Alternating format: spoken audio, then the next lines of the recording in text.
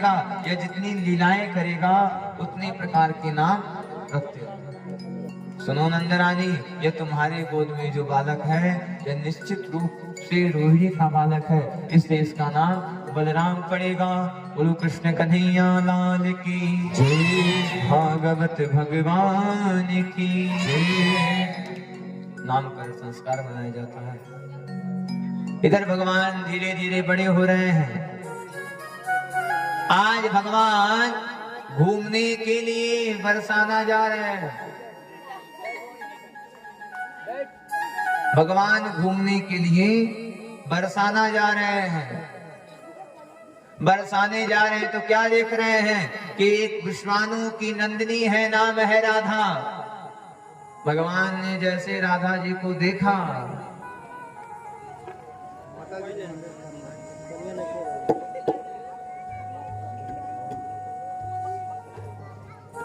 बतिया की मानी ना। बोलो भागवत भगवान की जय, कृष्ण कन्हैया लाल की जय। तो आज भगवान जो हैं वो बरसाना जाते हैं। बरसाना जाकर के देख रहे हैं कि विश्वानु की नंदिनी है, नाम है राधा। भगवान ने जैसे राधा रानी को देखा तैसे भगवान के मन में हो गया, महाराज विवाह करेंगे तो राधा से ही करेंगे। भगवान घर पे आके, मैया सुनो, हमें विवाह करना है। मैया ने कहा, नाना खेलने कूदने कुमरे खेलो कूदो, विवाह बाद में होगा। नहीं माँ, हम विवाह करेंगे। मैया ने कहा, बताओ तुम्हारे लिए छोरी कहाँ से लाए? माँ सुनो, लाने की आवश्यकता नहीं है, पसंद करके आ चुके हैं। लाने की आवश्यकता नहीं है, पसंद करके आ चुके हैं। कौन है?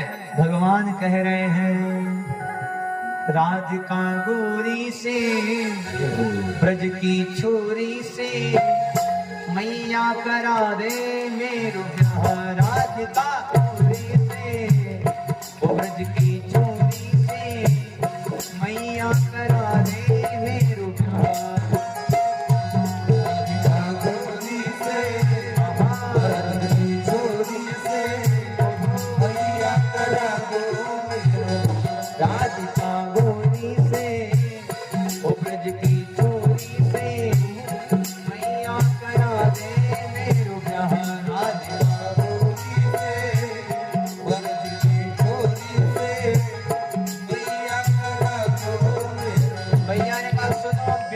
तुम्हारी नहीं होगी, अभी बड़े हो जाओ, बड़े हो जाओगे तब ब्याह होगी। भगवान ने कह दिया, सुनो, जो नहीं ब्याह करावे वो तोरी मैया नहीं चराओ। जो नहीं ब्याह करावे तोरी मैया नहीं चराओ। आज के बाद मोरी मैया तेरी कहनी पर ना आओ। आज के बाद मोरी मैया तेरी कहनी पर ना आओ। आएगा बजारे, आएगा बजारे, निहार का राग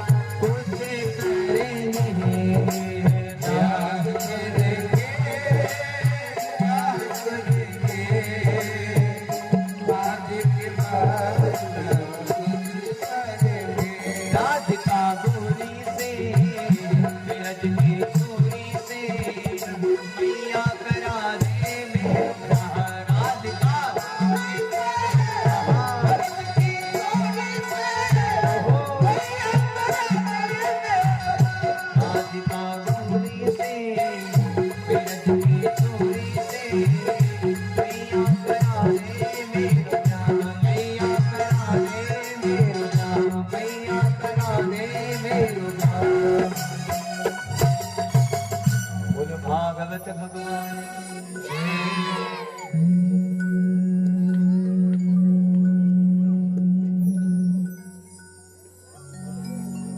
आज भगवान ने कह दिया सुनो माँ, विवाह करेंगे तो राधा से विवाह करेंगे, और अगर आज विवाह नहीं किए तो सुनो आज से तुम्हारी कट्टी। मैया ने कहा रे लाला, अरे विवाह जमाने में होता है, अभी तुम बच्चे हो, खाने कूदने का उम्र है, खेलो कूदो खाओ।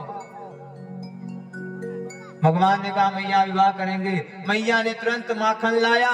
भगवान ने जैसे माखन को देखा सारे विवाह का भूत उतर गया।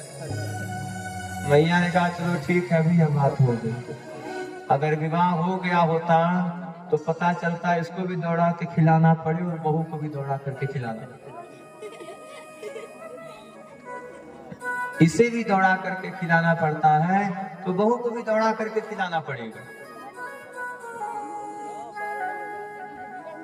इधर भगवान धीरे धीरे बड़े हो रहे हैं। मेरी माँ ध्यान दीजिए, शब्दों पे कथाओं पे ध्यान दीजिए। भगवान धीरे धीरे बड़े हो रहे हैं। अब भगवान एक मंडली का निर्माण किए हैं। जिस प्रकार से आप कोई भी काम करते हैं तो काम करने के लिए एक मंडली बनाते हैं ना, कोई भी काम करना पड़ता है तो एक समिति बनाते हैं। कोई भी काम को सफल बनाने के लिए एक समिति बनाया जाता है। मेरी माँ, हाँ बाबूजी, ठीक उसी प्रकार से भगवान को एक सुंदर सी मंडली बनाते हैं, इसका नाम रखते हैं बाल गोपाल चौर प्रसार मंडली। बाल गोपाल चौर प्रसार मंडली। मेरी माँ एकता में ही बल होता है। भगवान ने 10 को एक साथ लेकर के चला, इसलिए हम भी आपसे कहते हैं कि आप भी एकता को बना के चलिए और 10 लोगों के साथ रह करके अपने काम को सफल बनाइए। देखिए जहां पे अहम हो गया, जहां पे आप सोचें कि मैं करूंगा, वो काम निश्चित रूप से बिगड़ेगा। पेड़, आप सभी लोगों ने पेड़ देखा है ना, पेड़ जब हरा भरा रहता है तो उसपे अनेक प्रकार की डालियां लगी रहती है। मेरी माँ, हाँ, हरे भरे पेड़ को काटने में समय लगता है। हरे भरे पेड़ को काटने में समय लगता है, लेकिन वही पेड़ सूख जाए, उसी पेड़ की डालियां टूट जाए तो पेड़ को काटने में कोई समय लगने वाला, कोई समय नहीं लगेगा। जब तक पेड़ हरा भरा है तब तक तो उसको समय लगेगा काटने में, लेकिन हाँ बाबूजी, हाँ मेरी माँ, जैसे पेड़ सूख जाता है, जैसे ही उसकी डालियां टूट जाती हैं तो फिर पेड़ को काटने में समय नहीं लगता। मेरी माँ, ठीक उसी प्रकार से जिस परिवार में एकता रहता है उसको फोड़ने में समय लगता है। जहां भाई भाई किनारे हुए, जहां 4 लोग किनारे हुए, वहां फिर समय लगने वाला नहीं। लोग तो खोज रहे हैं कि आप किनारे हो जाइए, लोग तो चाह रहे हैं कि आप किनारे होइए। आप किनारे होके तो देखिए, आप एक किनारे होंगे, वो धीरे धीरे आपके परिवार के सभी लोगों को किनारे। संसार के लोग कभी भी एक दूसरे को देख करके सुखी रहने वाले नहीं।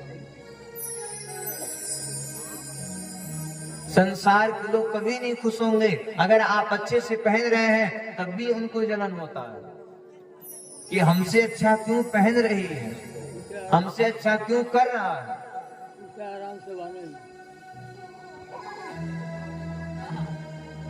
और आप उसके जैसा ना पहनो फिर भी जलन होगा।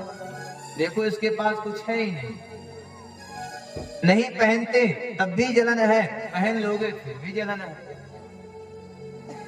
इस संसार वालों को लेकर चलेंगे, इस संसार वालों को लेकर के चलेंगे तो जीवन में कभी भी सफल होने वाले नहीं। क्यों?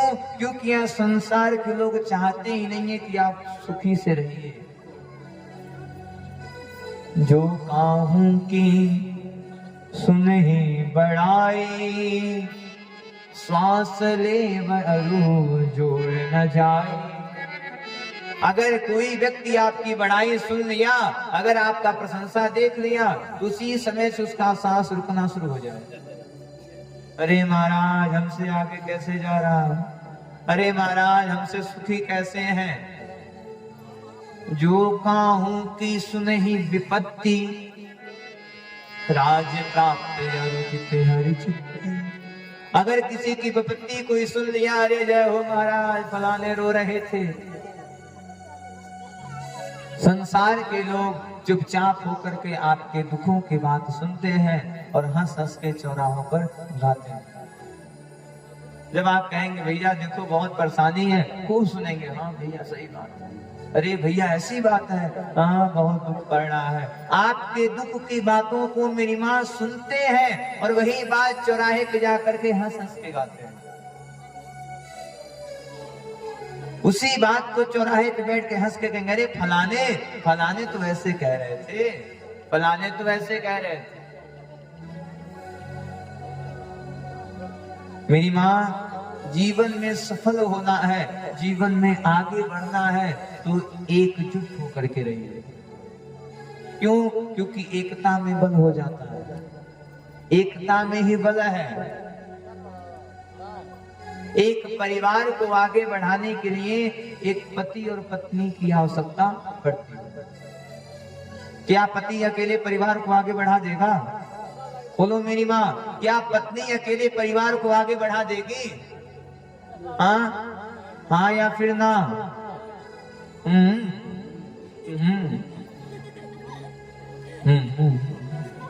डर लग रहा है महाराज, कहीं दांत देख न ले, पता नहीं है कि नहीं है। बापू जी क्या आप अकेले परिवार को आगे बढ़ा दोगे? मेरी माँ, हाँ बापू जी, कोई भी नहीं कह सकता है, क्योंकि परिवार को आगे बढ़ाने के लिए भी दो लोगों की आवश्यकता पड़ती है, पति पत्नी, पत्नी पति। यहीं से आप सोच लो, थोड़ा सा दिमाग लगा लेना अपना। जब परिवार को आगे बढ़ाने के लिए दो लोग लगते हैं, तब इतने बड़े परिवार को चलाने के लिए भी 10 लोग चाहिए। इतने बड़े परिवार को चलाने के लिए भी 10 लोगों की आवश्यकता पड़ेगी। मेरी माँ, हाँ बापू जी, जहाँ 4 थाली रहता है वहां पे आवाज होता है। कल कहते हैं, अरे महाराज हमारी ननद बहुत खराब है, अरे हमारी जेठानी बहुत खराब है, अरे महाराज हमारी देवरानी बहुत खराब है, अरे महाराज भाई हमारा बहुत खराब है। अच्छा ये बताइए कि आप 5 उंगली एक बराबर है? आपके हाथों की उंगली एक बराबर है?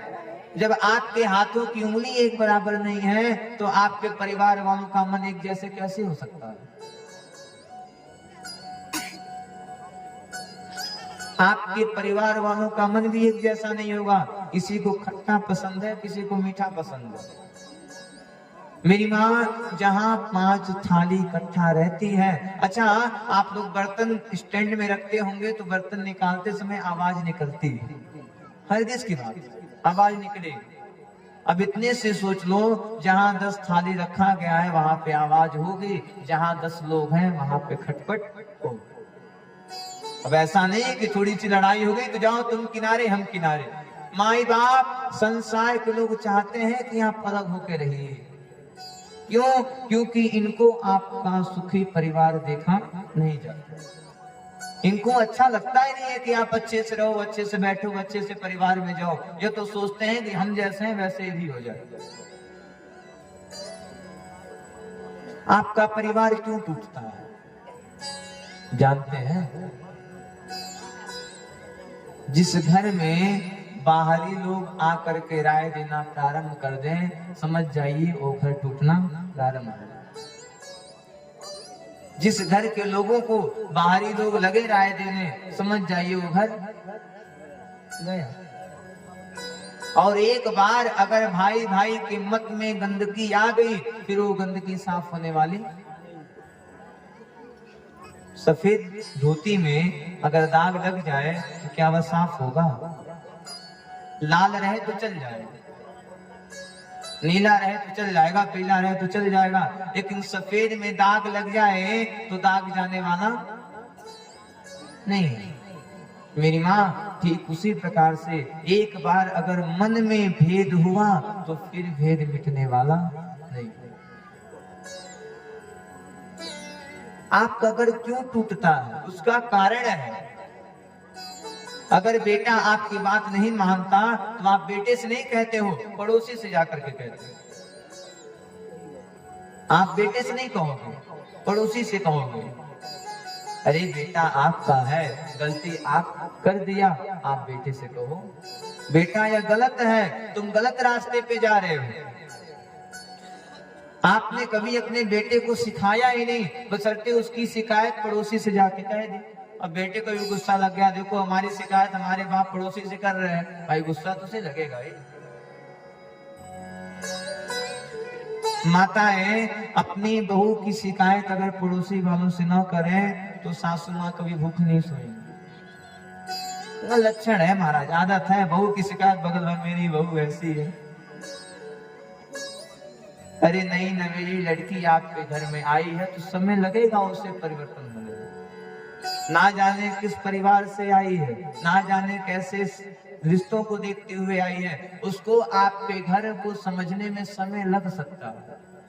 क्या एक ही बार कोई 10 पढ़ लेता है? एक ही बार आपका एडमिशन 10 में हो जाएगा? बताइए, क्या एक ही बार आप 10 तल्ला बना देंगे? कभी नहीं। पहले एक तल्ले का निर्माण होता है, उससे पहले भी नींव खोदी जाती है, नींव को मजबूत किया जाता है। नींव कौन है? नींव है हमारे परिवार के बुजुर्ग लोग।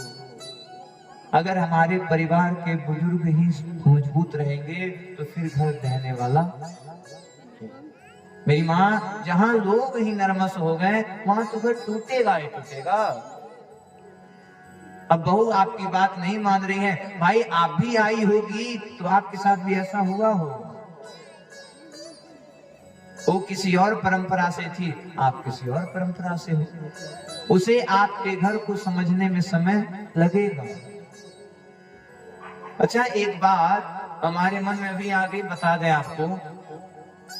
अगर आपके बेटी का आपका दामाद चाय बना करके पिला दे, अरे देखो देखो हमारे दामाद जी बेटी को बहुत मानते हैं, ध्यान दीजिएगा बापू से। अगर आपके बेटी का पति उसे चाय बना करके पिला दे, अरे महाराज हमारे दामाद जी हमारी बेटी को बहुत मानते हैं। अगर वही काम आपका बेटा अपनी पत्नी के लिए कर दिया, अरे या तो जुड़ू का गुलाम हो गया। बात सही है कि नहीं सही? अगर वही काम आपका बेटा आपकी बहू को 1 कप चाय बना के पिला दिया, अरे महाराज ये तो जुड़ू का गुलाम है। आपका जमाई किया हो तो अच्छा है, आपका बेटा अपनी पत्नी के लिए किया हो तो गलत हो गया। हाँ? अरे महाराज हमारे जमाई जी खूब घुमाते हैं, हमारे जमाई जी खूब खिलाते हैं, खूब बना बना के खिलाते हैं। आप कहते भी हो, सुनो उनसे बनवा लिया करो। और वही काम अगर आपका बेटा कर दे तो जोरू का गुलाम। मेरी माँ, मन को साफ करिए। ऐसे भावनाओं को प्रकट करने से आपका परिवार बहुत दिन नहीं चलने वाला है। आप भी किनारे हो जाएंगे और आपका बच्चा भी किनारे हो जाएगा।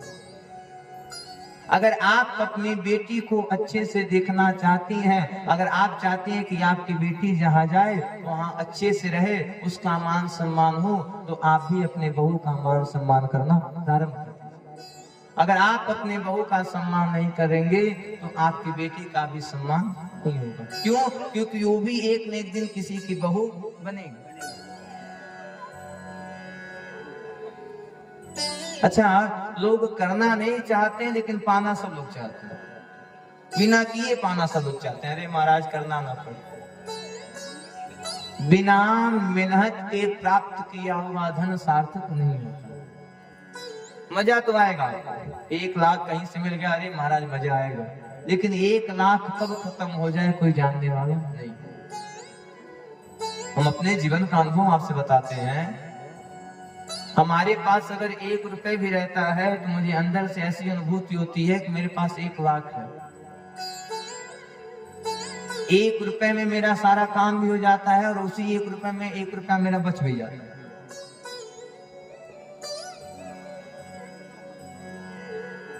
जीवन में कभी भी अगर चाहते हो कि आपका परिवार न टूटे तो आज से कान खोल के सुन लीजिए, कान खोल के सुन लेना, दूसरों की बात सुनना बंद। अगर आपकी बहू से गलती होती है, बहू को जाइए समझाइए, बहू गलत है, ऐसा मत करो। 1 बार 2 बार 3 बार। भाई, लड़का जब स्कूल में जाता है और पढ़ाई नहीं कर पाता है तो शिक्षक उसे सिखाते हैं, ना कि स्कूल से बाहर निकाल देते हैं। अध्यापक बच्चों को मार पीट के सिखा देते हैं, स्कूल से बाहर नहीं निकलते हैं, मार के पीट के सिखाते हैं। तो ठीक आप भी अपने बहू को उसी प्रकार से सिखाइए, उसको पढ़ाइए, उसे बताइए बहू यह गलत है या सही है, और परिवार वालों को लेकर के चलिए। परिवार वालों की बात परिवार वालों से कहिए। इसलिए हम कहा कहते हैं, हर बात सबको बताया मत करो, हर बात सबको बताया मत करो, हर आंसू सबको दिखाया मत करो। महाराज, लोग मुट्ठी में नमक लिए फिरते हैं, लोग खोज रहे हैं आप उनसे कुछ बात कहो। लोग मुट्ठी में नमक लिए फिरते हैं, हर जख्म सबको दिखाया मत करो। कोई आवश्यकता नहीं है, घर की बात घर में ही कहिए। और अगर आप घर की बात घर में कहते हैं तो आइए आज हम आपको गारंटी दे देते हैं कि आपका परिवार जीवन में कभी नहीं टूटे। जिस परिवार में एकता होता है वो परिवार जीवन में कभी टूटने वाला नहीं। समझो 4 भाई हैं, चारों कमा रहे हैं, 4 भाई चारों कमा रहे हैं, तो 1 के पैसे से परिवार चलेगा तो 3 का पैसा से बच जाएगा। आप हर साल आगे बढ़ते रहेंगे। लेकिन वही जहां 4 भाई अलग हुए वहां समझिए फिर किसी का पैसा बचने वाला बचेगा, किसी का नहीं बचेगा। एकजुट होकर के रहिए। और आपका दोष नहीं है, यह सारा दोष जमाना का है, सारा दोष जमाना का है। जमाना चाहता ही नहीं है कि आप अच्छे से लड़े। भाई से भाई लड़े, लड़वले पड़ोस बा, मन ही के पड़ी भैया जवन वे के दोष बा, मन ही के पड़ी भैया जवन वे के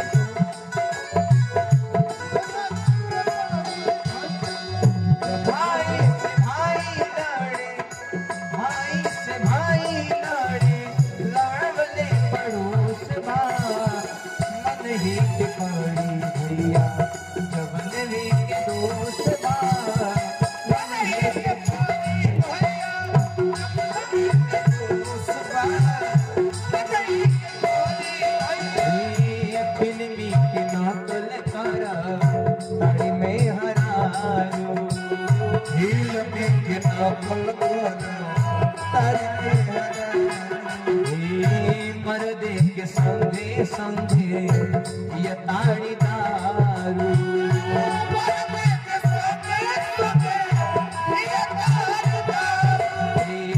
फिल्मी के नकल कर ताड़ी में हरारू।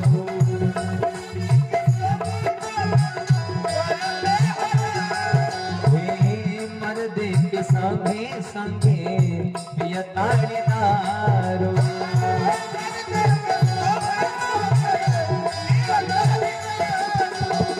बाप संग बेटा देखा, बाप संग बेटा देखा, मन ही बेहोश बा, मन ही के पड़ी भैया जमन में दोष बा, मन ही के पड़ी भैया जमन में दोष बा, मन ही के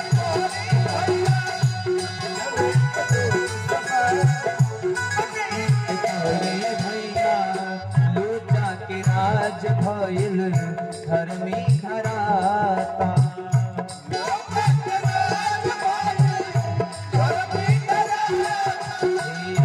लोचा के राज भइल धर्मी घराता।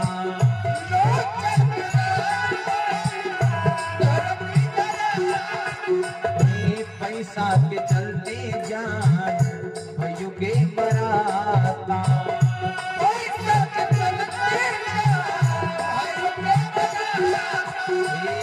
पैसा के चलते जान भाइयों के जाता। पैसा के चलते हम सब देखे जानी, हम सब देखे जानी, हमने पड़ोस बा, मन ही के पड़ी भैया जमन वे के दोस्त बा, मन ही के पड़ी भैया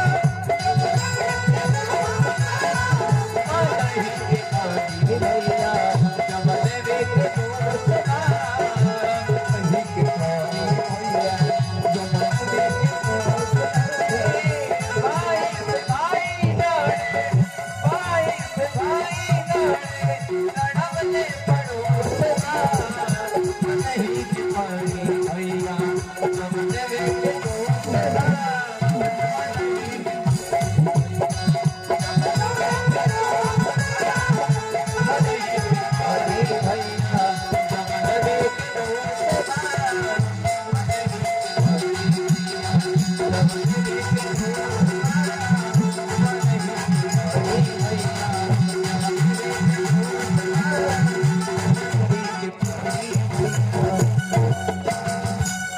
गुरु राधे राधे। और जोर से, और जोर से कह दिया। लोचा के राज भइल अधर्मी धराता। पैसा चलते भाई के जनवो मराता। आपका कोई दोष नहीं है मेरे में, आपका कोई दोष नहीं है, दोष सारा जमाने में है। अगर आपका भी परिवार है तो उस परिवार को बना के चलिएगा, आप उस परिवार को बना करके चलिएगा। इधर भगवान क्या कर रहे हैं, इधर भगवान एक मंडली का निर्माण कर रहे हैं। नाम है बाल गोपाल चौर प्रसार मंडली। भगवान का काम क्या है, भगवान का काम है, हाँ भगवान का काम है कि गोपियों के वहां जाना और वहां से माखन चुराना। एक गोपी है, नाम है प्रभावती। क्या नाम है? प्रभावती। अब नाम से ही लग रहा है कितनी बड़ी हुई। कई लोग का नाम ही उनका पहचान बता देता है। और नाम है मच्छर, तो मच्छर भी मदन हाल रहे, तो इसका नाम है प्रभावती। लग रहा है कि गांव की एक नंबर हो, लड़ाकू विमान योग उमंग बेचारे मिली हुई है। तो क्या महाराज जी का बतावे, पूरा भरल भर। यहाँ की बात नहीं हो रही है, दूसरे गांव की बात हो रही है। नाम है प्रभावती। संयोग की बात यह है कि प्रभावती का देवर भी भगवान के मंडली में मिल गया। अब जब पुलिस ही चोर से मिला हो गया पुलिस ही चोर से मिला रहेगा तो क्या कभी चोर पकड़ा जाएगा? कभी नहीं। घर के ही लोग मिले हैं, आपके घर के ही लोग चोर से मिले हैं तो कभी नहीं चोर पकड़ने वाला है। तो ठीक उसी प्रकार से इस प्रभावती का एक देवर है, जो देवर भी भगवान के साथ मिला हुआ, यह देवर भी भगवान के मंडली में है। भगवान ने कहा चलो मित्र, आज माखन चोरी तुम्हारे घर पे करेंगे। ये भी न दाएं देखा न बाएं देखा, हाँ हाँ कन्हैया, अरे भाभी ने बड़ा सुंदर सुंदर माखन निकाला है। भगवान ने कहा तब तो आज तुम्हारे वहां चलेंगे। इसे आनंद ध्यान देंगे तब आपको आनंद आएगा कथा में। भगवान गए, माखन चोरी किए, माखन खा करके चले हैं। अब 1 दिन 2 दिन 3 दिन 4 दिन प्रभावती परेशान हो गई, आखिर कौन आता है और माखन चुरा करके चला जाता है। प्रभावती नंद रानी के पास गई, ये नंद रानी, अरे आपका लाला आता है, माखन चुराता है और चल जाता है।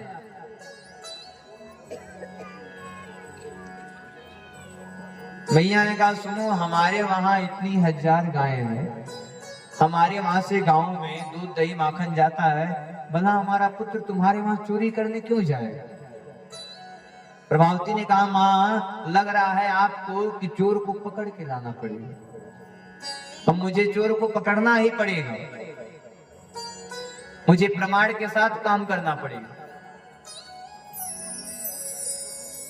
अब आज प्रभावती घर में आई है, माखन रखी है, माखन पे घंटी बांध दी है और घर के पीछे वाले दरवाजे पर खड़ी हुई। देखिए भगवान की लीला। हाँ मेरी माँ,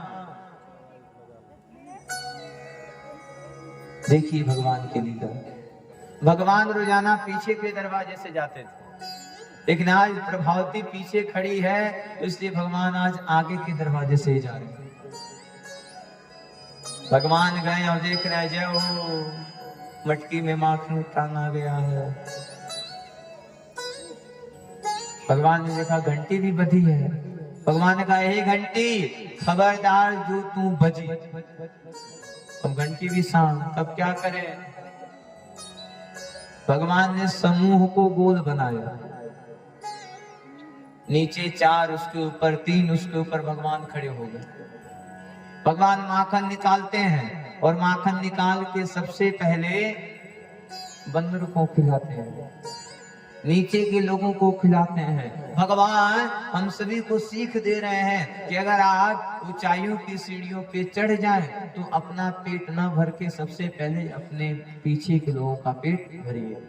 उनको ध्यान दे दीजिए जो लोग आपको ऊंचाई पे चढ़ाने के लिए मेहनत किए।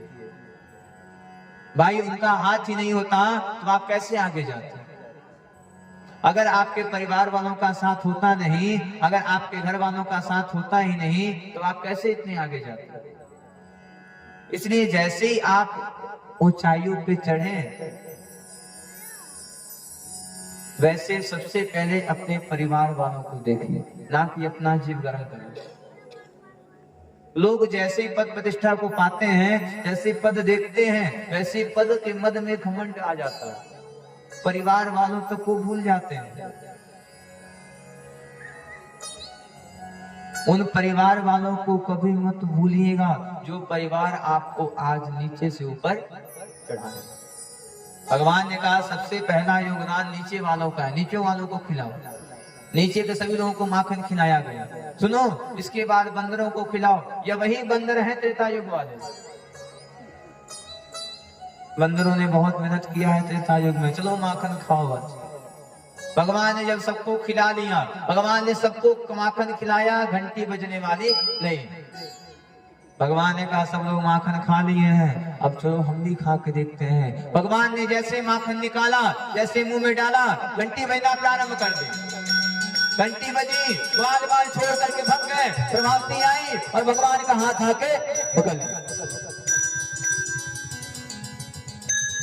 भगवान ने कहा, हे घंटी, मैंने तुझे कहा था नहीं बजने के लिए। घंटी ने कहा, हे प्रभु, अरे संसार वाले भोग लगाएं या न लगाएं, हमसे कोई मतलब नहीं है। हमारे प्रभु भोग लगाएं और मैं न बजूं तो मेरा जीवन सार्थक ही नहीं। इसीलिए उसी समय से जब भी आप भगवान को भोग लगावें तो घर में घंटी जरूर बजाएं। घंटी का भी नियम है, गरुड़ रूपी घंटी घर में रखना चाहिए।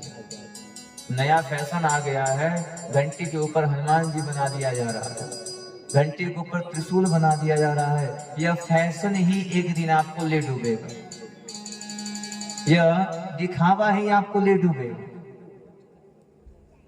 दिखावा करने की कोई आवश्यकता नहीं है। घर में घंटी रखते हैं तो गरुड़ स्वरूपी घंटी को रखना चाहिए, जिसके ऊपर गरुड़ जी का पंख बना रहे। घंटी ने कह दिया, प्रभु आप भोग लगावे और मैं बजूं ना तो मेरा जीवन ही सार्थक नहीं है। प्रभावती ने भगवान का हाथ पकड़ लिया। भगवान ने कहा, जय हो ग्वालवाल, माखन तो खूब खाए, जहां आ गई बात पकड़ाने की वहां छोड़ छाड़ के भग गए। ग्वाल वालों ने कहा, जहां लूट पड़े तहां टूट पड़े, और जहां मार पड़े तहां भाग पड़े। अरे मार खाने वाले थे, हम पकड़ जाते, हम भी मारे जाते। देखो क्या प्रभावती है। प्रभावती ने भगवान का हाथ पकड़ा है, लेकिन प्रभावती का घूंघट जो है वो वहीं तक। पहले का कुछ अजब ही संस्कार था। प्रभावती ने भगवान का हाथ पकड़ा है, लेकिन घूंघट यहीं तक है।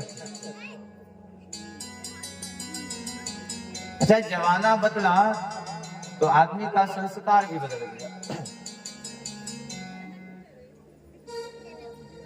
प्रभावती भगवान का हाथ पकड़ ली, चलो अब हम कहेंगे नंदरानी से, देखो हमने तुम्हारे लाला को रंगे हाथ पकड़ा है।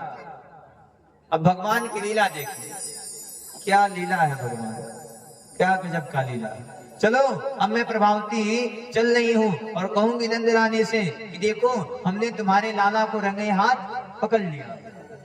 प्रभावती भगवान का हाथ लेके हाथ पकड़ के जा रही है, घूंघट यहीं तक है। तब तक भगवान के पीछे प्रभावती का देवर आ गया और कन्हैया कह रहे थे पकड़े जाओगे, बात नहीं माने पकड़े गए। भगवान ने देख करके मुस्कुराया, प्रभावती का देवर भगवान की तरफ आगे बढ़ा। भगवान ने कहा, हे प्रभावती, हाथ दर्द कर रहा है, इस हाथ को छोड़ो, इस हाथ को पकड़ लो। प्रभावती ने कहा, छोटा बालक है, हाथ दर्द कर रहा होगा। प्रभावती ने जैसे ही भगवान का हाथ छोड़ा, भगवान ने वैसे ही उसके हाथ में उसके देवर का हाथ दे दिया। प्रभावती को पता ही नहीं भगवान छोड़ करके गए। अब जिसे ले जा रही है वो भगवान नहीं, वो देवर है। खूब बड़बड़ा रही है, चलो कल के नंदरानी से कहेंगे, चल के नंदरानी से कहेंगे। भगवान आ गए घर में, आकर के सोने का नाटक कर लिया। मैया कह रहे हैं, माँ मुझे भूख लगी है, माखन खिला दो। माँ माखन खिला रही है, तब तक प्रभावती आ गई। हे नंदरानी, देखो हमने तुम्हारे पुत्र को रंगे हाथ पकड़ लिया। मैया बाहर आती है, अरे पागल हो गई हो, मेरा पुत्र तो अंदर है। मैया ने जैसे देखा, अरे प्रभावती ने तो अपने देवर को ही पकड़ के लाया है। मैया ने कहा, पागल हो गई हो, मेरा कन्हैया अंदर है।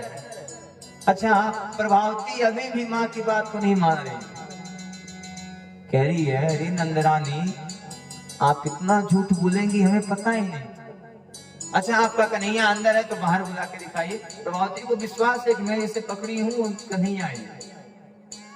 भैया ने कहा, एक कन्हैया नेक सो बाहर आ जा। ले भाई साहब, भगवान माखन लेकर के बाहर आ गए। भैया ने कहा, अरे प्रभावती नेक सो घूंघट तो उठा ले, उठा कर देख ले, कन्हैया सामने है। प्रभावती ने जैसे घूंघट उठाया वैसे देख रही है, कन्हैया सामने है। पीछे देखा, देवर हाथ में है। प्रभावती ने कहा, माँ क्षमा कर दे भैया, मैं जान गई यह कन्हैया कोई साधारण बालक नहीं, यह साक्षात भगवान का ही अवतार है। अब प्रभावती का टेम्परेचर तो हाई। अब प्रभावती भगवान को देखते हुए अपने देवर का हाथ पकड़ के पीछे घूम गई, जाना प्रारंभ कर दी, घर गई और देवर जी का खूब बढ़िया से सेवा।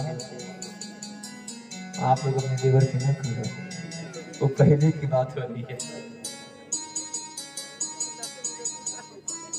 जिस दिन भगवान गोपियों के साथ नहीं जाते हैं, जिस दिन भगवान गोपियों को परेशान नहीं करते हैं, उस दिन गोपियां झूठ में आकर के भगवान की शिकायत करती हैं। गर्गाचार्य जी भगवान की सुंदरता का वर्णन करते हैं, कह रहे हैं हे ऋषियों सुनो, ध्यान दो, अगर तुमको हमारे यज्ञ मंडप तक आना है तो तुम नंद द्वार का रास्ता छोड़ दो। क्यों महाराज, क्यों रास्ता छोड़ दे? सुनो, रास्ते पे नंद का पूत खड़ा रहता है, एक बार जो इस नंद के पूत को देख लेता है वो नंद के पूत में ही पागल हो जाता है। सारी ग्वाल बालिनियां मिल करके भगवान की सुंदरता का वर्णन करते हैं। क्या कह रहे हैं?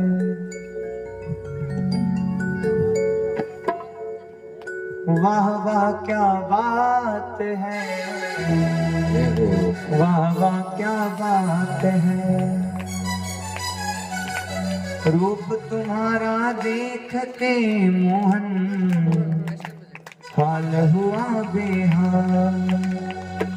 पीला पीतांबर कांड पे सोहे मोर, छड़ी तेरे हाथ है, वाह वाह क्या बात है, वाह वाह क्या बात है,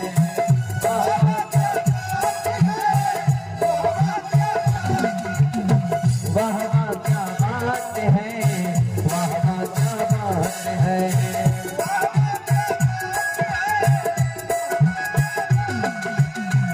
तुम्हारे गुजरारे और घुंघराले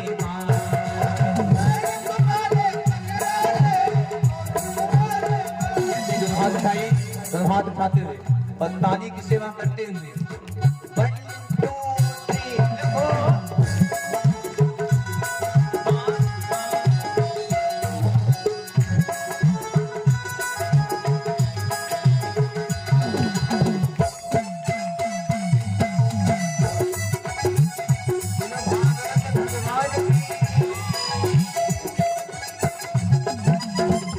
तुम्हारे कजरारे और घुंघराले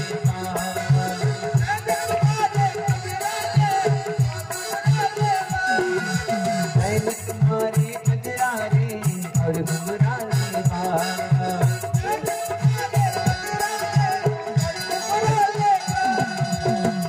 तुम्हारा देख के मोहन हाल हुआ बेहाल।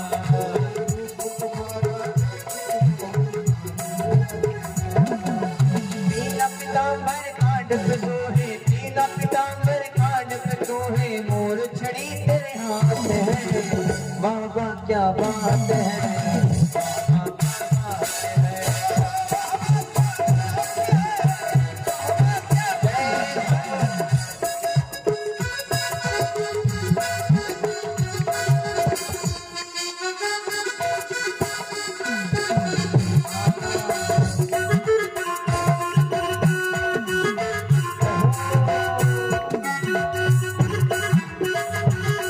वाह वाह क्या बात है।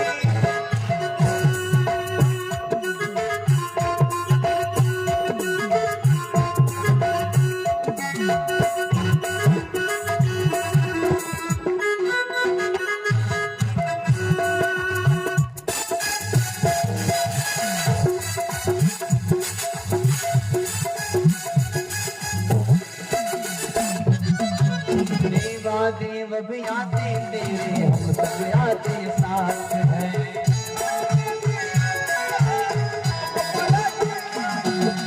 सभी देवता मिलकर करते, सभी देवता मिलकर करते, पुष्पों की बरसात है।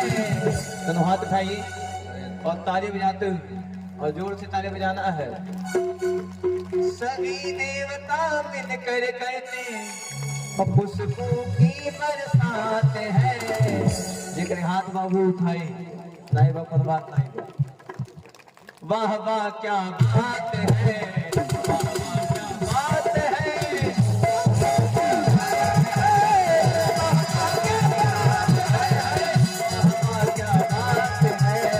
वाह वाह क्या बात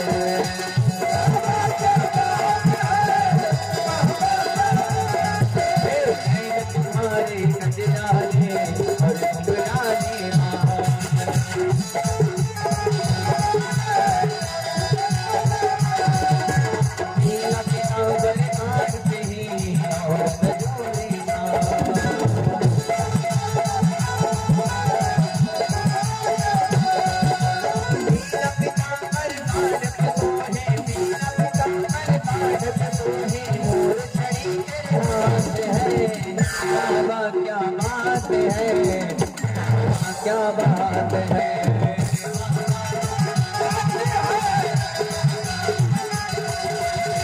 वाह वाह क्या बात है,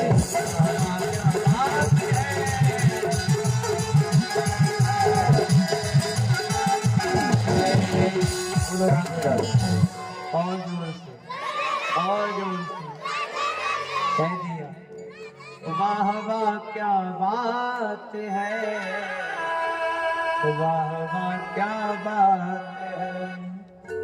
किसी ने कह दिया सुनो, अगर एक बार तुम कन्हैया को देख लिए, अगर एक बार नंद के पुत्र को देख लिए, तो अपने जीवन के सारे दुखों को ही भूल जाओ। एक बार देख लिए तो सारे दुखों को ही भूल जाओ।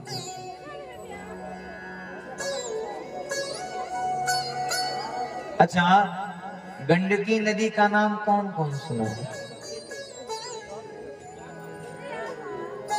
अब आइए जानते हैं कि गंडकी नदी कौन थी और कहां से आती है। गंडकी नाम की एक वेश्या है, ध्यान दीजिए। आज आपके मन का एक वहम भी आज समाप्त हो जाएगा, आपके मन का एक वहम समाप्त हो जाएगा।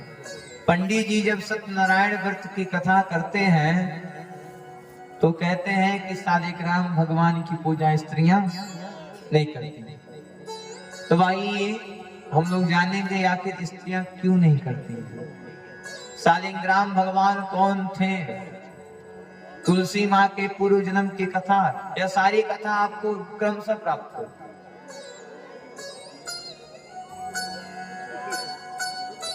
नेपाल में एक नदी है जिसका नाम है गंडकी नदी। यह गंडकी नाम की एक वेश्या है। हमने कहा ना, संगत से गुण आता है, संगत से गुण जाता। तो एक बार गंडकी जो वेश्या है उसके घर के बगल में एक संत जी आ जाते हैं। अब गंडकी लगी देखने कि संत जी रोजाना भगवान की पूजा करते हैं, रोजाना भगवान को जल देते हैं। वो गंडकी के मन में विचार आया कि चलो हम भी अब भगवान की पूजा करते हैं। गंडकी पहुंच गए संत जी के पास। महाराज की जय हो, प्रभु की जय हो। प्रभु मैं एक वेश्या हूँ, जीवन में बहुत कुकर्म किया, प्रभु भगवान तक पहुंचने का कोई साधन बताइए। संत ने कहा सुनो देवी, आज रात्रि में जो पुरुष आएगा तुम उसी को पति मान करके उसकी पूजा करना प्रारंभ कर देना। अब संयोग की बात यह है कि आज रात में साक्षात परम पिता परमेश्वर ही पुरुष के रूप में आ जाएंगे। अब भगवान आते हैं, एक दिन, 2 दिन, 3 दिन वेस्ट गंडकी के वहां रहना प्रारंभ कर दिया। अब भगवान गंडकी के वहां रहते रहते आज भगवान मरने का नाटक कर दिया। अब गंडकी लगी रोने, हाय मेरे पति मर गए, आए पति मर गया, आए पति मर गया। गंडकी ने संकल्प ले लिया, सुनो मैं पति के साथ अब सती हो जाऊं। गांव वालों ने कहा चलो ठीक है, गांव की एक खराब औरत चल जा रही है, अच्छी बात है, मरे। अब भगवान को गोद में ले ली और सती होने के लिए तैयार हो गई। सैया पर बैठ गई है, नीचे से आग लगाया जाता है, आधी लकड़ी जल गई है। भगवान उस दिव्य पुरुष में से एक दिव्य ज्योति निकलती है, भगवान प्रकट हो गए। जय हो गंडकी, गंडकी मैं तुम्हारे सेवा से खुश हो गया, वरदान मांगो। गंडकी ने कह दिया, हे प्रभु, जिस प्रकार से आज हमने आपको अपनी गोदी में बैठाया है, ऐसा आशीर्वाद दीजिए कि जीवन भर आप हमारी गोदी में वास करें। भगवान ने कहा, जाओ हम आपको आशीर्वाद देते हैं कि तुम गंडकी नदी बन करके बहोगी और मैं शालिग्राम बन करके उसमें वास करूंगा। अब आइए जानते हैं कि आखिर यह शालिग्राम भगवान कौन है। शालिग्राम भगवान कहते किसे?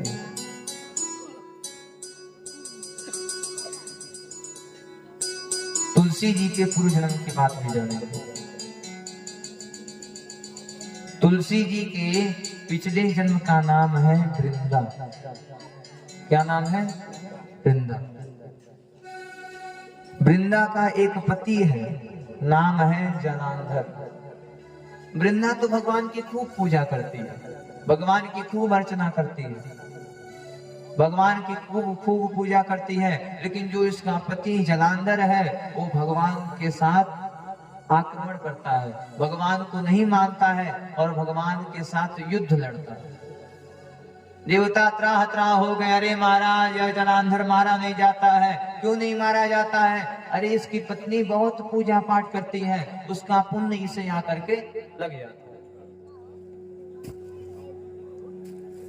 इसे आकर के लग जाता है। ब्रह्मा जी का, हे प्रभु आप जाइए, सुनिए, जो वृंदा है वो पतिव्रता नारी है, जब तक उसका पतिव्रता धर्म नष्ट नहीं होगा तब तक जलांधर मरने वाला नहीं। इधर जलांधर युद्ध करने के लिए गया है, इधर भगवान जलांधर के रूप को धारण करते हैं और साक्षात परमपिता परमेश्वर वृंदा के वहां चले आते हैं। अब वृंदा को लगा हमारे पति आ गए हैं। वृंदा जैसे ही भगवान को छूती है वैसे ही उधर देवता मिल करके जलांधर को मार डाला। जलांधर मारा गया, संदेश आया, हे देवी जलांधर मारा गया। देवी ने कहा, सुनो, इस आदमी ने मेरे साथ छल किया है, जाओ मैं तुम्हें श्राप देती हूँ, तुम अभी पत्थर के बनो। भगवान तुरंत पत्थर के हो गए। ब्रह्मा जी आ गए, अरे देवी आपने क्या किया? देवी आपने साक्षात परमपिता परमेश्वर को श्राप दे दिया। देवी आपको पता होना चाहिए कि आपका जो पति था वो दुष्ट था, वह देवलोक में आक्रमण करता था, आपके पूजा पाठ का देन था कि वो आज तक बचा था। वृंदा को अपनी गलती पे एहसास होता है। वृंदा ने कहा, हे प्रभु क्षमा कर दे, हे प्रभु क्षमा कर दे। अच्छा देखो भगवान कितने दयालु हैं, इसने पत्थर बना दिया फिर भी भगवान इसको क्षमा कर रहे हैं। जाओ वरदान मांगो, क्या मांगना चाहते? मैया ने कहा, वरदान एक ही चाहिए कि मैं अहर्निश आपसे सती रहूं। हे प्रभु एक और वरदान चाहिए कि मेरे सिवा कोई स्त्री आपका स्पर्श ना करे। वही पत्थर शालिग्राम भगवान के नाम से जाने जाते हैं और वही वृंदा आज तुलसी के नाम से जानी जाती है। आज भी नेपाल के गंडकी नदी में जाइए और एक तुलसी जी का पत्ता नदी में डालिए तो अपने आप शालिग्राम भगवान चिपक करके बाहर चले जाते हैं। अपने आप शालिग्राम भगवान तुलसी माँ के पत्र में चिपक करके बाहर आ जाएंगे। आज नेपाल सरकार उस पर कब्जा बना ली। स्त्रियों को कभी भी शालिग्राम भगवान की पूजा नहीं करनी। लड्डू गोपाल की पूजा कर सकते हैं, कृष्ण की पूजा कर सकते हैं, लेकिन शालिग्राम की पूजा नहीं करते।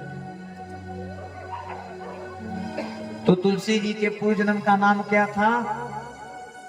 क्या नाम था? मेरे महाराज जी भुला गए। हाँ, तुलसी माँ के पूर्व जन्म का नाम था वृंदा। आखिर हमारे जाने के बाद कोई आ जाए और कहे, अरे आप लोग 7 दिन तक रात में बैठ करके कथा सुने हैं, क्या सुने हैं? कुछ पता ही नहीं रहेगा तो अपना तो नाम खराब होगा, साथ में इधर भी नाम खराब होगा।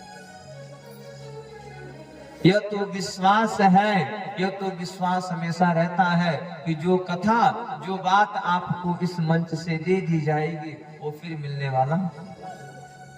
आएंगे बहुत लोग आए भी होंगे और हमारे जाने के बाद आएंगे भी लोग, लेकिन जो बात, जो शास्त्र की बातें, जो आपके लिए बातें यहाँ से कह दी जाएगी, जो भजन यहाँ से सुना दी जाएगी, वो फिर मिलने वाला नहीं। स्त्रियों को, माताओं को कभी भी शालिग्राम भगवान की पूजा नहीं करनी चाहिए। इधर भगवान धीरे धीरे बड़े हो रहे हैं। पतिव्रतात्मधर्मेण पुष्पेण प्रभटे नुरुः। बच्ची ने कहा, हे महाराज, जब व्यक्ति अपने कर्मों का भोग खुद भोगता है तो भगवान को यहाँ पे आने से क्या फायदा? भाई आप कह रहे हैं कि जैसी करनी करोगे वैसा कर्म होगा, तो आखिर भगवान का काम क्या है? इसमें भगवान क्या करते हैं?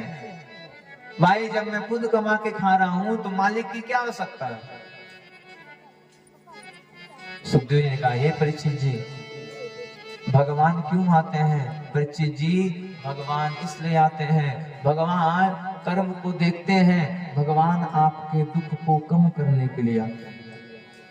भगवान आपके विपत्ति को हरते नहीं है भगवान। अब आप कहिए भगवान आपके दुख को ही हर ले, भगवान नहीं हरने वाले हैं। क्यों? क्योंकि आपका कर्म गंदा था तो आपको दुख मिल रहा। आपके मंदिर में जाने के बदौलत यही हो सकता है कि भगवान उसमें से कुछ दुख कम कर दे। माताओं को हमेशा पतिव्रता धर्म का पालन करना चाहिए। कोई व्रत करने की आवश्यकता नहीं, एक व्रत मत करिएगा। आप भैया जी लोग, बाबू जी लोग, कोई व्रत मत करिए। बहुत पंडित जी लोग बताते हैं, अरे ताबीज बना रहे हैं, लक्ष्मी जी आती रहेगी। हम कह रहे हैं अपने भी दृष्टि बना के रख लीजिए, कहने की आवश्यकता ही नहीं पड़ेगी। हाँ, हम लक्ष्मी जी को बुला रहे हैं तो हम भी बुला लें अपने घर, यहाँ बोलने की आवश्यकता नहीं रहेगी, पैसा करके रखा रहेगा।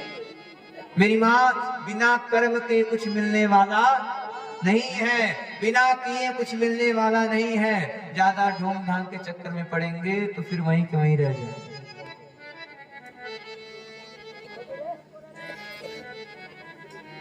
पतिव्रता धर्म का पालन करिए। आपके पति हैं, अपने पति के साथ निष्ठुर भाव से रहना प्रारंभ कर दीजिए। जहां आप पतिव्रता धर्म का पालन करती हैं वहां सबसे बड़ा धर्म माना जाता है। कोई व्रत करने की आवश्यकता नहीं है। यह नया नया करवा चौथ का व्रत चल गया हमारा। क्या आज के 30 साल पहले यह व्रत था? बोलो मेरी माँ, आज के 30 साल पहले व्रत था? जो माई के मुंह में से दांत टूट गिरवा उनसे पूछिए, था ही नहीं। ये टीवी वालों ने दिखा दिखा के पतिव्रता बना दिया हमारा करवा चौथ। 100 में से 90% वही औरतें करती हैं जो साल भर अपने पति से शुद्ध बोली ना रहे। काहे की फायदा है, बढ़िया बढ़िया वो 5,000 की साड़ी फिक्स है। पहले यह व्रत होता था? नहीं होता था। पहले दिखावा नहीं किया जाता था, आज दिखावा किया जा रहा है। करने वाला कोई व्रत मत करिए, एक व्रत मत करिए। व्रत करना है तो पतिव्रता व्रत को धारण करिए, पतिव्रता धर्म को धारण करिए, पतिव्रता व्रत को करिए। इससे बड़ा व्रत और कुछ नहीं। क्यों? क्योंकि आपके पति ही आपके ब्रह्मा है और आपके पति ही आपके विष्णु है। पति है तो सब कुछ है, पति नहीं तो कुछ नहीं। पति अपना ध्यान नहीं देता है, लेकिन आपके लिए वो मेहनत करने के लिए बाजार में जाता है। उसे समय ही नहीं है कि वो आपको देख ले, क्योंकि उसे टेंशन है परिवार वालों का, आपका। अच्छा, माताएं भी कितनी विचित्र हैं। जब चौराहे पे साड़ी लेने के लिए जाएंगी तो पैसा तो रहेगा पति का, लेकिन दुकानदार से पूछेंगे भैया जी साड़ी कैसी लग रही है, दुकानदार कहेगा नहीं नहीं बहुत अच्छी है, बहुत अच्छी है, ले लो। पैसा लगा पति का, बढ़िया दुकान वाला बता रहा। एक धर्म के साथ रहिए। सुखदेव जी कहते हैं परीक्षित जी, जो नारी अपने पति के साथ निष्ठुर भाव से रहती है, निष्काम भाव से रहती है, उसी को पतिव्रता धर्म कहा जाता है। आपके पति हैं चाहे जैसे हैं, आपके किस्मत में जो था वो आपको मिला, आपके भाग में जो था वो आपको मिला। अब रोने से कोई फायदा नहीं।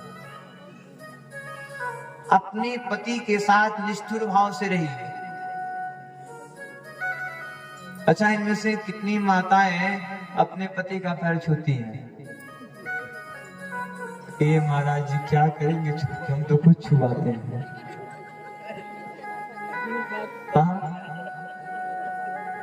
अच्छा, इसमें से कितने भैया लोग अपने पत्नी का पैर छूते हैं?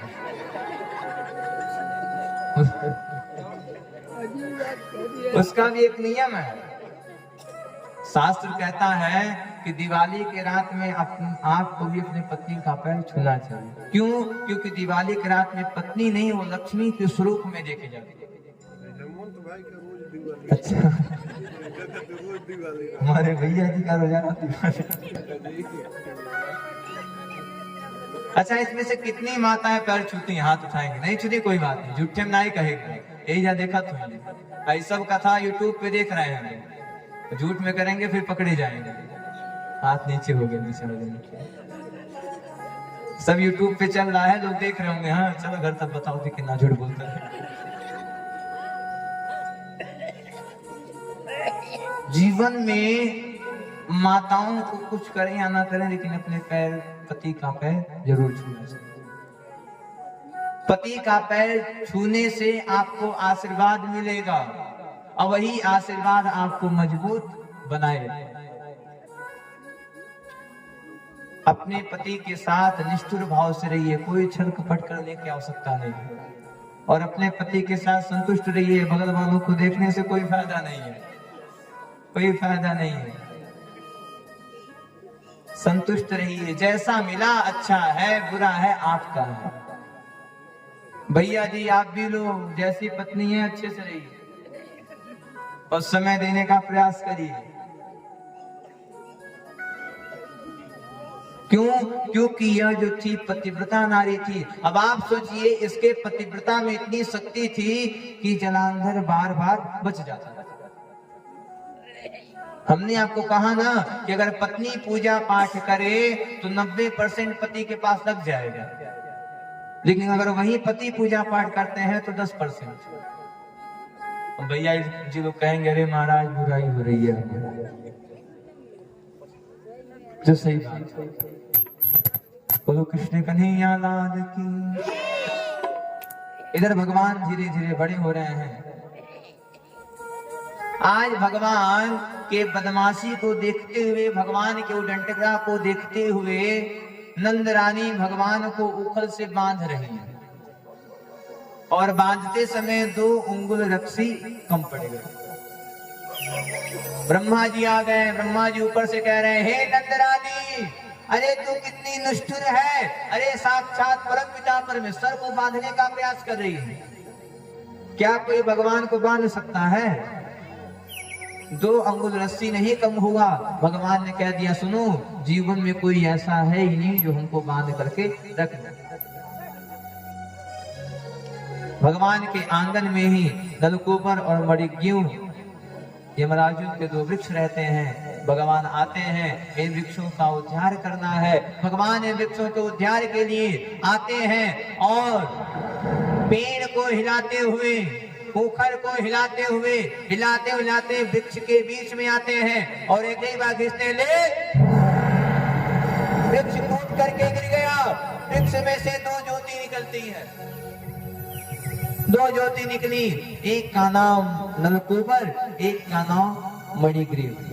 हे प्रभु, बहुत दिन से श्रापित हो गए थे। हे प्रभु, अब हम आपसे कह रहे हैं कि अब हम आपके हो गए हैं, आप हमारे हो गए हैं, अब हम और कहीं नहीं जाएंगे। हे प्रभु, एक भक्त का घर भगवान के पास हो जाए, अब इसके सिवा हमको कुछ नहीं चाहिए। हे प्रभु, हम आपके हो गए हैं। नलकूबर कह रहे हैं, अब किसी महफिल में जाने की हमें फुर्सत नहीं। हे प्रभु, ये जो आंखें हैं हमारी मिल गई है श्याम से। हे प्रभु, यह जो आंख हमारा था वो आज आपसे मिल गया। प्रभु, हमें पता चल गया कि दुनिया वालों को देखने से कोई फायदा। प्रभु, आज यह नेत्र आपको देख लिया, अब हमें पता चल गया ये जो आंखें हैं हमारी मिल गई है श्याम से। अब कहीं आंखें मिलाने की हमें फुर्सत नहीं। हे प्रभु, यह जो आंख था वो आपका दर्शन कर चुका है, अब किसी को देखने की आवश्यकता नहीं है। हे प्रभु, हम आपके हो गए, आप हमारे हो गए, अब किसी को नहीं देखना है। बेवफा दुनिया हमेशा पूछती हर बात को। दुनिया वाले हमेशा आपसे पूछते रहेंगे, हमेशा आपसे राय लेते रहेंगे, लेकिन अब किसी को कुछ बताने की हमें फुर्सत नहीं। हे प्रभु, हम आपके हो गए हैं, आप हमारे हो गए हैं। प्रभु, अब इतनी कृपा बरसाए रखना कि हम हरदीप साहब का पूजा करते रहे। मेरी माँ, जब आप भगवान के मंदिर में जाएंगे तो लोग आपको पागल कहेंगे। कथा में नाचेंगे, कथा में अगर भगवान की भक्ति में झूम रहे हैं तो लोग आपको पागल कहेंगे। अरे पागल कौन नहीं है? कोई पागल है धन दौलत का, कोई पागल बेटे नारी का। हे भगवान, खूब सुंदर सुंदर पत्नी। हे भगवान, बेटा जल्दी से मंच पे बैठ जाए, बेटा डीएम हो जाए, डॉक्टर हो जाए। कोई पागल है धन दौलत का, कोई पागल बेटे नारी का। पर सच्चा पागल वो पागल है जो पागल बाके बिहारी का। बोले बाके बिहारी लाल की। पागल सब लोग हैं महाराज। अगर आज कथा सुन करके कल आप मंदिर में भगवान की पूजा करना प्रारंभ कर दें, तो गांव वाले कहेंगे देखा खूब भक्ति बंतन, खूब भक्त बंतन है। गांव वाले कहेंगे अरे बड़ी पुजारी बन रहे हैं, बड़ी पुजराइन बन रही हैं। गांव वालों की सुनेंगे तो कभी कुछ नहीं कर पाएंगे, कुछ नहीं कर पाएंगे। पागल सब लोग हैं। पागल बनना ही है तो भगवान के लिए बनिएगा, पागल बनना ही है तो प्रभु के लिए बनिएगा। क्यों? क्योंकि भगवान पागल नहीं, भक्त